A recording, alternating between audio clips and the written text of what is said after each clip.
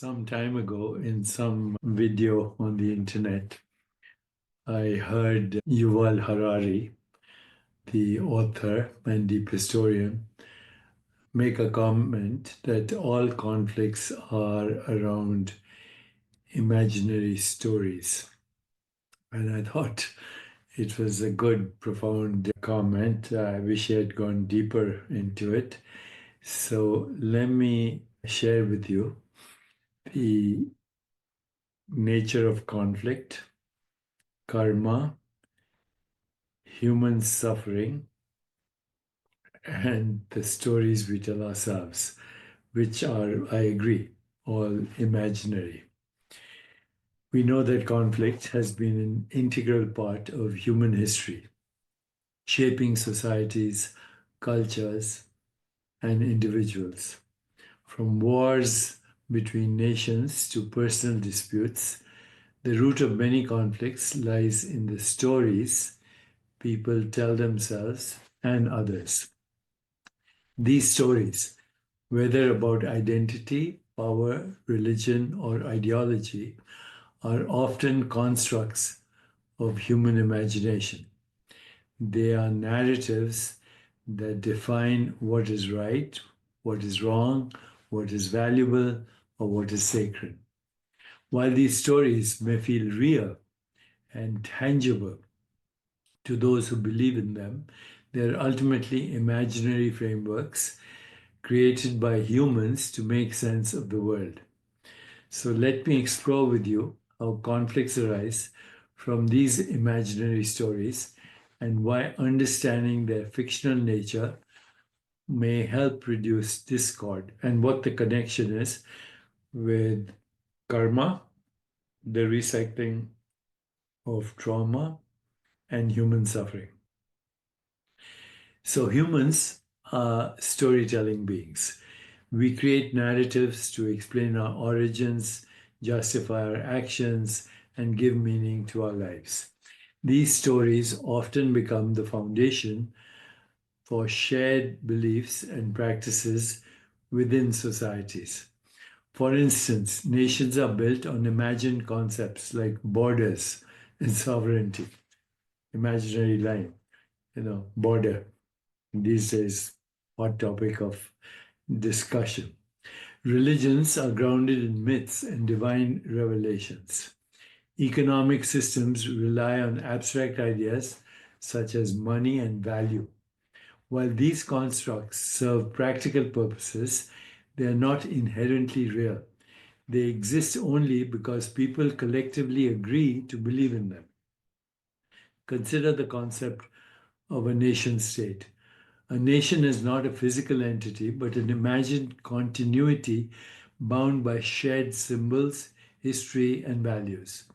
Borders are invisible lines drawn on maps, yet wars have been fought over them for centuries.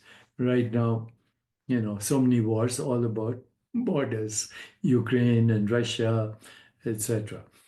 Similarly, money is nothing more than paper or these days digital numbers, but it governs economies and dictates human behavior.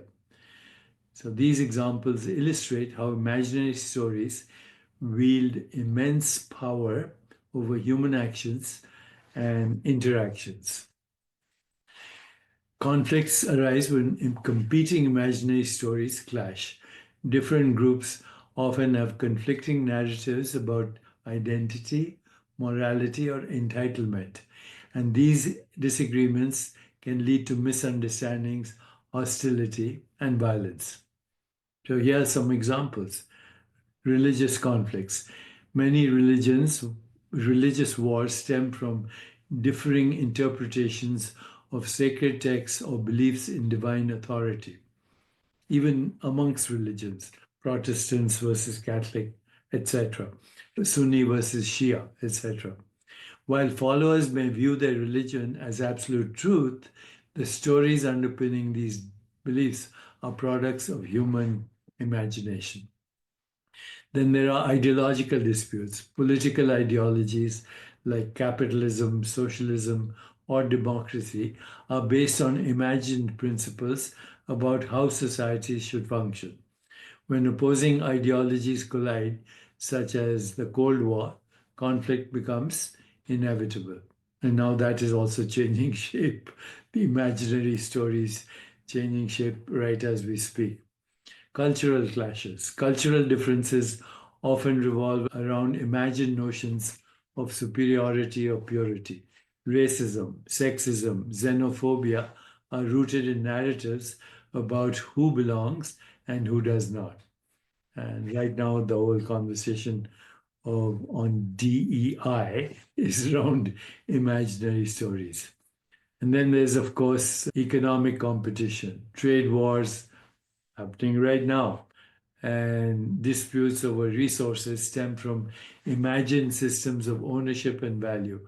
Land ownership, for instance, is an abstract concept that has led to countless territorial conflicts. And of course, imaginary stories persist because they evoke very strong emotions: pride, fear, hope, anger that bind people to them. These emotions make the stories feel real even when they lack any objective evidence.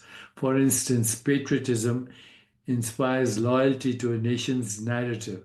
Religious fervor reinforces faith in divine stories, tales. Fear of the other fuels prejudice based on cultural mythology. Emotions make it difficult for us to question or abandon our beliefs.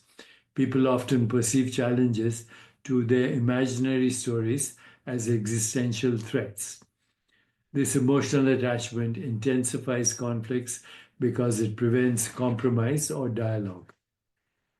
So, it's important to recognize the fictional nature of stories. To address social conflicts or other conflicts rooted in imaginary stories, humanity must first recognize their fictional nature. This does not mean dismissing these narratives entirely.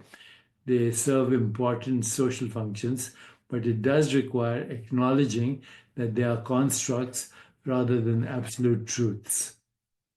By understanding all sides in conflict, that understanding that all sides in a conflict are clinging to their own version of an imagined reality, we can approach disagreement with greater empathy and open mindedness. For example, in international diplomacy, recognizing that borders are artificial might encourage collaboration rather than competition. In religious dialogue, accepting that different faiths are based on equally valid stories could make or could foster mutual respect. In cultural disputes, realizing that notions of superiority are baseless could promote inclusivity. DEI. Okay, but here is the deeper truth of recognizing this, and that is understanding karma. So, karma, properly understood, is the recycling of past stories which are imaginary constructs. And thereby, karma sustains cycles of conflict and illusion. Although karma, in the traditional sense, many times refers to the idea that actions, whether mental, verbal, or physical, yield consequences that may be experienced by individuals in the future, that is another interpretation, and it perpetuates the cycle because it convinces people that there's a mechanism for moral accountability. Quote unquote, karma never forgets an address. You've heard that before from me. However, when viewed through the lens of imagination, karma can be understood as the recycling of narratives that individual or societies hold about themselves and others. So, karma is recycling of stories, imaginary constructs. Karma operates on the belief that actions are linked to their fruits through an unseen mechanism. These beliefs are rooted in stories about morality, justice, and cosmic order, which are human, man-made, mostly man-made, also woman-made constructs rather than objective reality.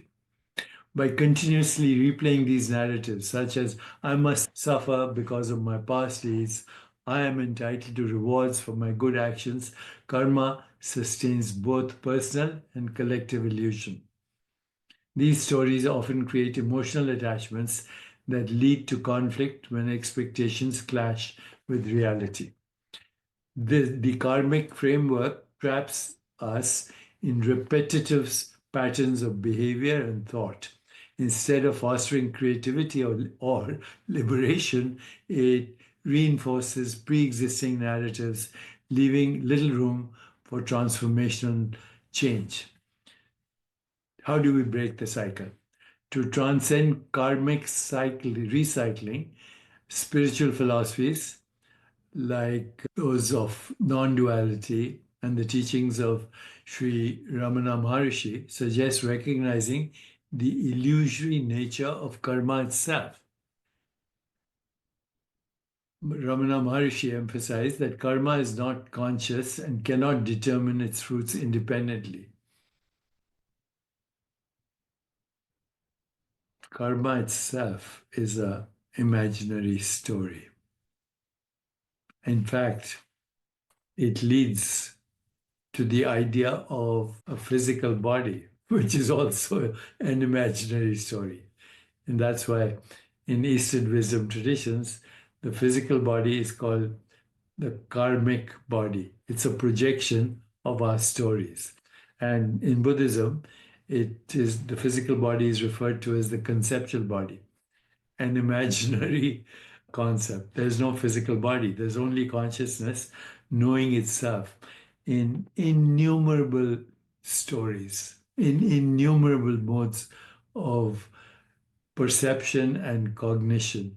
But since perception is faulty because of, fragmented sensory experience, and conception is based on the interpretation of fragmented perceptual experience, the whole thing is an imaginary story. The universe, the body, the mind, the conflict, the suffering, all created by one imaginary concept, the separate self. The separate self is an imaginary story. Go beyond the separate self, transcend to your true self. Automatically, the story becomes empathy, compassion, joy, equanimity, and freedom from suffering. Well, what do you think? It's a handful to take, but I enjoyed sharing it. And if you think it makes sense, let me know and share with others.